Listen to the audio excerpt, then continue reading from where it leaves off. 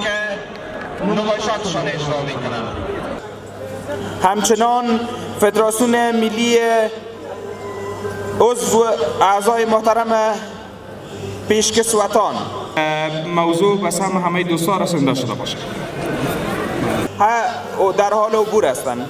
از همکار محترم ما خواهشمندیم و جناب حافظ صاحب احمد جان زدران سوار بر اسب فدراسیون ملی خواهش میکنیم تا بر رسم استقبال و احترام تلاش برای برنامه‌های بزرگ دارند.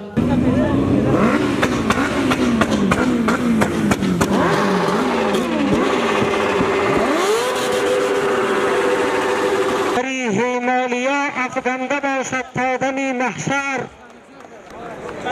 بدخشان و هرات و پنجشیر و بلخ و نورستان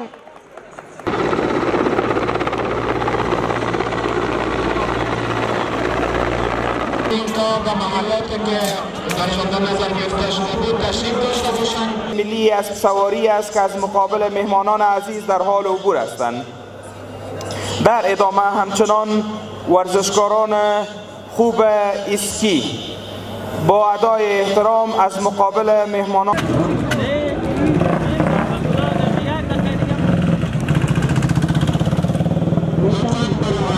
هستند که با ادای احترام از مقابل مهمانان عزیز در حال عبور هستند.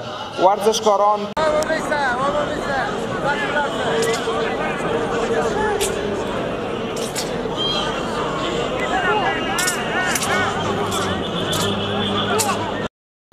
پژواک خبری اژانس د پیښو ریښتینې هنداره